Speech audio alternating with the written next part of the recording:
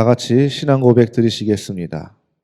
전능하사 천지를 만드신 하나님 아버지를 내가 믿사오며 그 외아들 우리 주 예수 그리스도를 믿사오니 이는 성령으로 잉태하사 동정녀 마리아에게 나시고 본디오 빌라도에게 고난을 받으사 십자가에 못 박혀 죽으시고 장사한 지 사흘 만에 죽은 자 가운데서 다시 살아나시며 하늘에 오르사 전능하신 하나님 우편에 앉아 계시다가 저리로서 산자와 죽은 자를 심판하러 오시리라.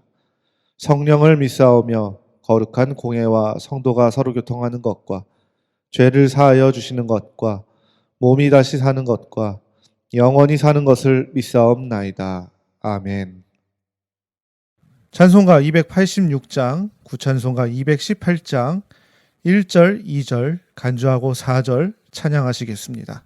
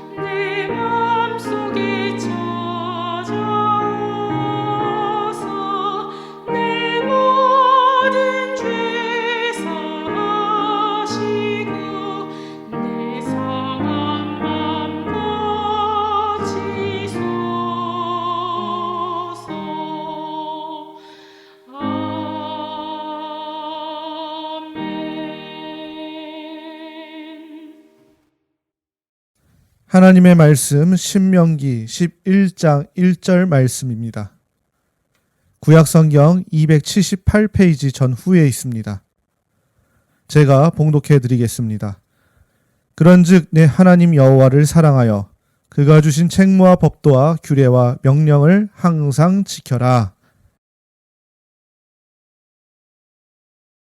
오늘 본문 말씀인 신명기 11장 1절 말씀을 통해서 하나님께서는 이스라엘 백성들에게 율법을 주신 목적이 어떤 것인지 살펴보기를 원합니다.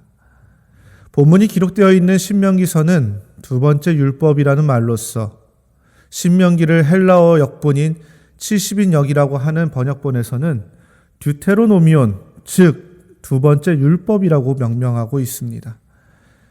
신명기는 지난 40년 동안 이스라엘 백성을 인도했던 모세가 죽음을 앞두고 마지막 고별 설교를 한 것입니다. 이것이 두 번째 율법으로 불리는 이유는 신명기 5장이 출애굽기 20장의 10계명의 원문과 동일하기 때문입니다. 그런 가운데 오늘 본문은 하나님께서 모세를 통해서 이스라엘 백성에게 드러내신 율법의 목적에 관심을 기울이고 있습니다. 율법은 전능하시고 완벽하신 하나님께서 주신 것입니다. 따라서 오늘날의 법체계와 달리 하나님의 율법은 완벽한 것입니다. 모세 역시 그의 고별 설교에서 하나님께서 그들에게 주신 율법이 완벽하다고 주장하며 이스라엘 백성에게 주신 이 율법이 어떻게 그들의 행복을 위한 것인지 설명합니다. 하나님께서 이스라엘 백성에게 주신 완벽한 율법, 그리고 모세가 주장하는 하나님의 완벽한 율법, 이 율법을 하나님께서 세우신 이유를 살펴보기를 원합니다. 첫 번째로 율법은 하나님의 자녀들의 행복을 위한 것입니다. 바울은 로마서 7장 12절에서 율법은 거룩하고 계명도 거룩하고 의로우며 선하도다라고 말했습니다. 신명기 10장 14절에서 18절 말씀과 22절 말씀을 살펴보면 하나님께서 하나님의 백성들을 위한 선하심과 자비하심을 베푸신다는 것을 알 수 있습니다. 그리고 하나님께서는 악행하는 자를 제지하기 위한 객관적인 기준을 율법을 통해 세우셨습니다. 율법에 나오는 처벌 조항은 안전한 질서를 돕고 악한 자들로부터 무고한 이들을 보호합니다. 모세가 율법에 대해서 설명할 때 이렇게 말했습니다. 율법은 이스라엘의 행복을 위해서 주어졌습니다. 하나님께서는 이스라엘 백성이 이웃 나라들과 더불어 자기 삶을 평화롭게 살 수 있도록 최선의 지침을 주셨다는 것입니다. 무엇보다 율법은 하나님께서 이스라엘 백성에게 너는 마음을 다하고 뜻을 다하고 힘을 다하여 하나님을 사랑하라고 요구하신 것의 의미가 무엇인지를 알려주는 구체적인 지침들이 들어 있습니다. 하나님을 경외하고 하나님을 섬기며 하나님의 모든 도를 행하라는 것이 대표적인 것입니다. 이러한 율법의 특징을 통해서 하나님께서는 하나님의 위대하심과 선하심을 드러내십니다. 또한 사회의 악을 억제하고 하나님의 자녀들의 행복을 유지합니다. 하나님은 율법을 통해서 하나님의 백성에게 하나님에 대한 사랑을 어떻게 표현해야 하는지 그 세부 사항을 알려주셨습니다. 그런데 이 율법이 이스라엘 백성들만의 법이 아님을 기억해야 합니다. 하나님의 선택받은 모든 백성들, 그리고 모든 자녀들, 바로 우리들도 지켜야 한다는 것입니다. 그렇다고 우리가 율법주의적인 삶을 살라는 것은 아닙니다. 하나님의 자녀로서 하나님의 자녀답게 살기 위해서 필요한 것들을 지킴으로 하나님께서 원하시는 삶을 살아야 하는 것입니다. 두 번째로 율법은 복 아니면 저주를 가져옵니다.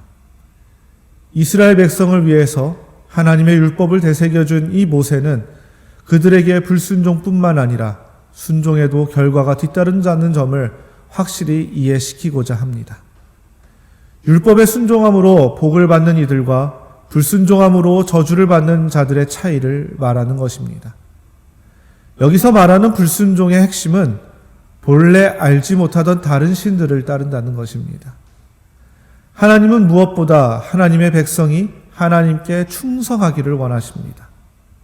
하지만 이스라엘 백성은 수세기에 걸쳐서 불순종을 일삼았고 그 결과 약속된 저주를 받아서 이방 땅의 포로가 되는 그런 과거를 겪게 됩니다. 인간은 불순종하는 성향을 가지고 있습니다. 우리는 하나님께 불순종하였고 당연하게도 하나님의 저주 아래에 있습니다.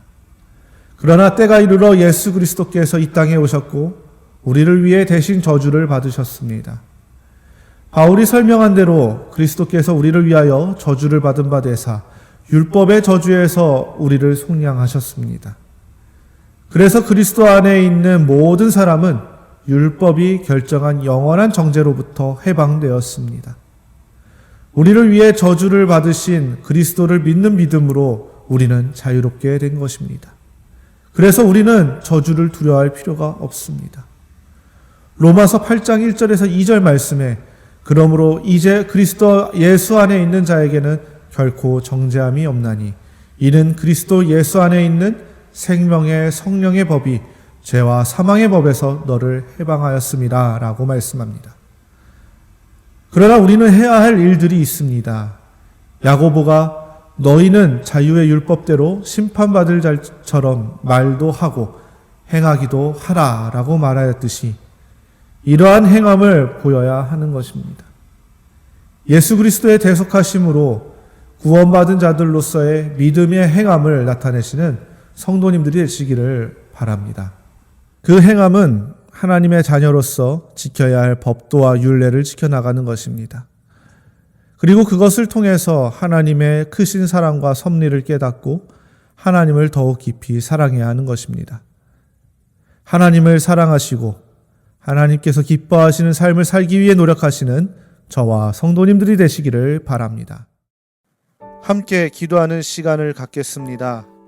교회와 나라 그리고 가정을 위해서 코로나19 상황이 안정되도록 매일 기도 운동과 예배 모임의 회복을 위해서 홍윤희 집사님의 온전한 회복을 위해서 함께 기도하시겠습니다.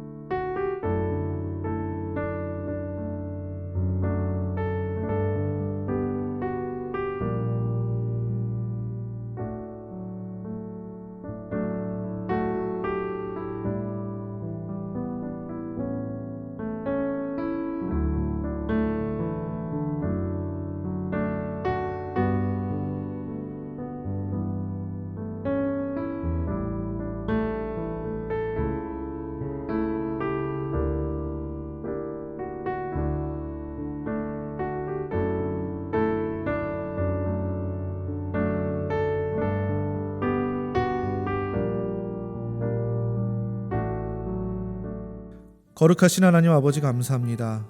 오늘 말씀을 주시고 이 말씀을 통해서 하나님께서 주신 이 율법이 하나님의 섭리와 사랑이 있음을 다시 한번 깨달으며 나아갑니다.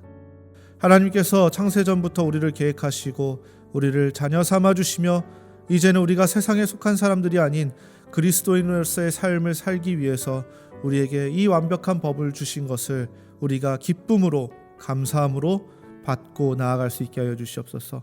하나님께서 우리에게 명하신 그것들을 지켜나갈 수 있게 하여 주시고 무엇보다 그 법 안에서 하나님의 크신 사랑을 붙잡고 또한 그 사랑을 다른 이들에게 전파할 수 있도록 우리를 붙잡아 주시옵소서.